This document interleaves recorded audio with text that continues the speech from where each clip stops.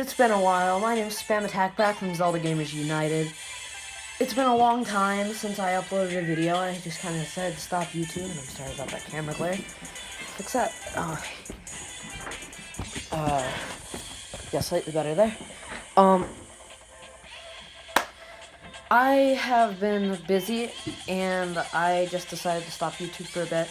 But now I'm back. I've decided just to come back and do it again. I remember having a lot of fun doing YouTube in my life, so yeah. Now, March 3rd, I was lucky enough to be the third person in line at Target. I showed up at 5 a.m. and I picked myself up this. The neon-colored Nintendo Switch. So, yeah, I love this thing. But not only did I pick that up, I also picked up The Legend of Zelda Breath of the Wild for Nintendo Switch. Let me tell you, this is the best game I have ever played.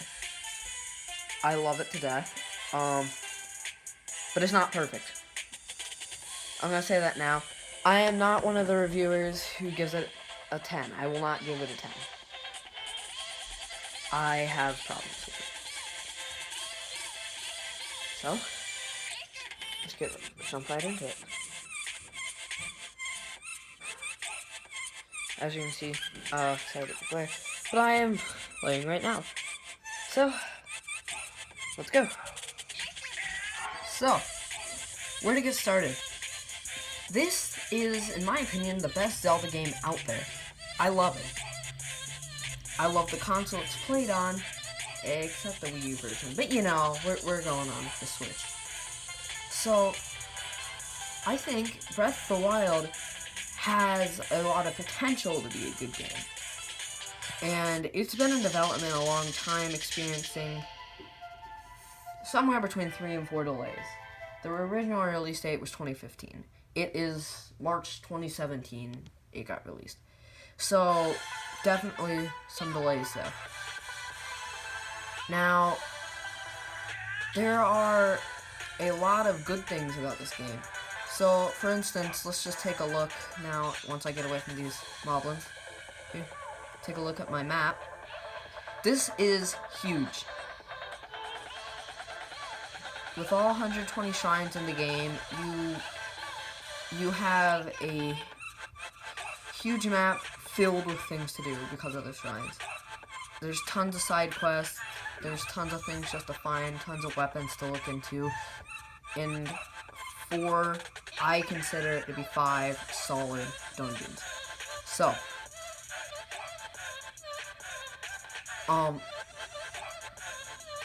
now, speaking of the world is huge.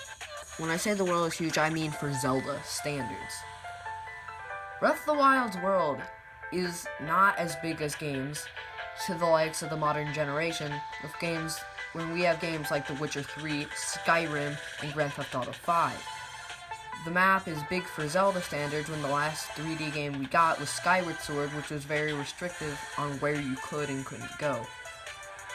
This game acts like it's a survival game with a touch of Zelda in it. There isn't much in this game that reminds you of Zelda, even the dungeons. Now, in my opinion, when I said the dungeons are solid, the dungeons are okay. They are, good representations of what you'd think would be a giant shrine.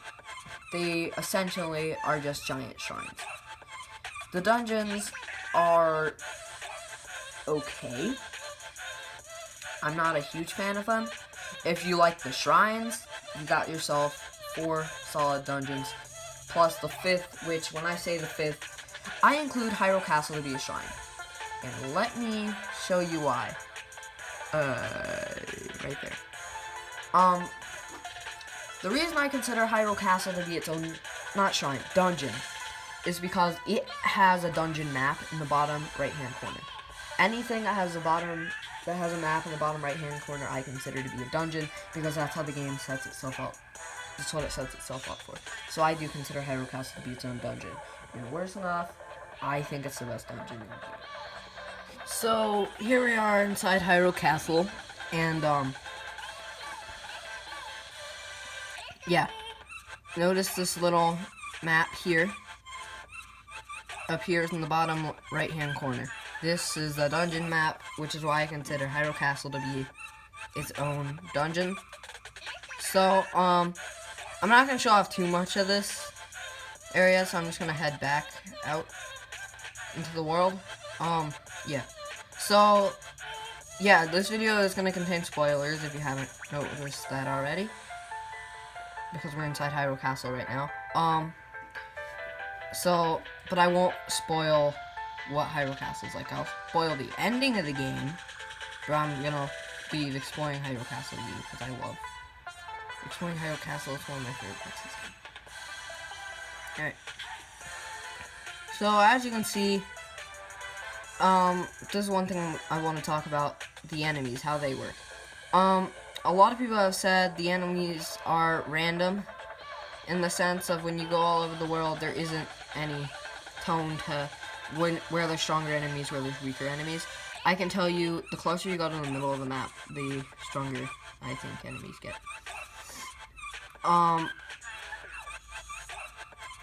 Yeah. So the closer you get to the middle of the map, because the middle of the map is Hyrule Castle, so the closer you get to the middle, the harder enemies will get to take. So, yeah, that's that. So if you're worried about dealing with strong enemies, just look at the Hyrule Castle and you should be fine. But now, I have beat the game. I have done the secret ending quest. I can say, even at the Great Plateau, there are strong enemies and strong weapons in the chests now. But getting right along with it, yeah, that was Guardian. Guardians become very easy to deal with the further you go on in the game, which is good, because I was very terrified of Guardians when I first started playing them, but they do get a lot easier, and that's definitely a very good thing. So, that's that. Now, rather than me rambling on about this game, let me kind of talk about other things that I like and dislike. This game is very reminiscent of, like I said earlier, it is more like a survival game.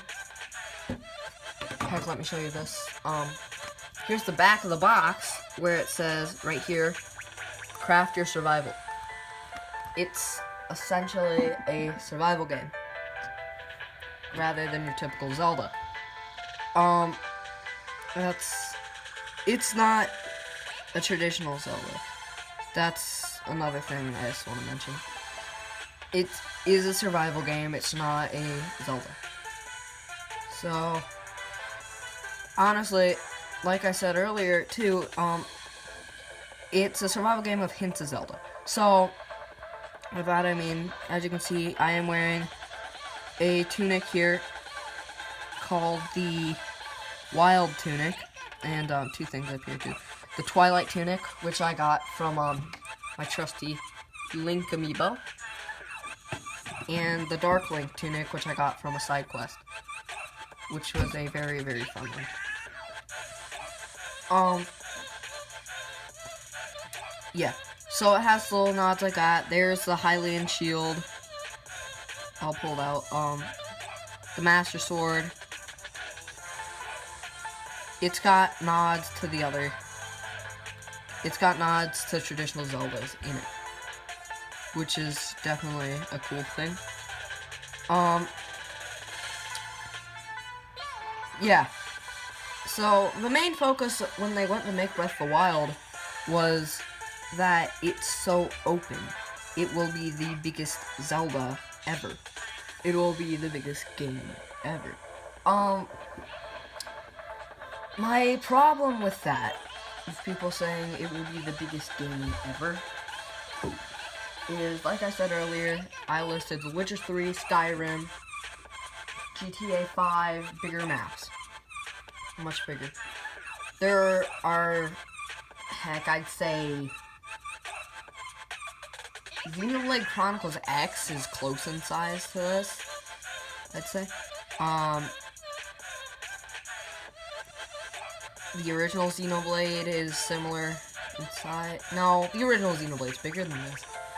The game is not big. The map's big for Zelda, not big for anything else. I keep bringing that up, but the reason I came out here to Hebra, well, I was assuming it wouldn't be snowing this hard. But no, you can barely see it. Let me head to a different part of Hebra then. What I'm doing here, what I'm trying to show you is, one of the mottos of this game is if you see it, you can go to it. The problem with that is there are areas off the map, giant cliffs, that you cannot go on from. You can see land that you cannot go to. See up here? This. See that land up there? You cannot visit that. That is fake terrain. It's not real. If you go to the map, as you can see all around, you even have this big section my pointer's at right here. That's not real. It's fake terrain. And then if we go to somewhere like the desert of the Gerudo Desert, you can see fake terrain as well there. And I just have a problem with that. The idea is this game is big, anywhere you see you can go, but that's not true. And that's just an issue I have. So that's that. I'm going to show you guys kind of the desert area here too. Let me just put what I normally wear back on. Oh,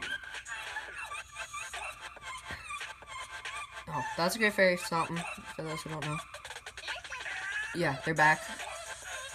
I think the last Great Fairy Fountains were in Twilight Princess? I don't remember any in Skyward Sword. There might have been, but I don't remember any. So we're just kind of...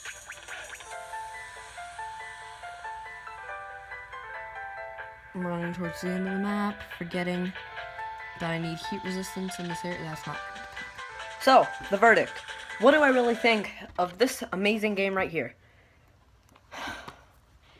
Well, before I say that, let me mention the only other review I've done of a Zelda game was Oracle of Ages, where I gave it a rating higher than it deserved. But I gave it a 9 point something. Looking back on it now, it deserves really a 7 point something, because now that I've played other games, kind of had time to think about it more, because that video came out the day after I beat it, I would say it's lowered to about 7 or 8 point something.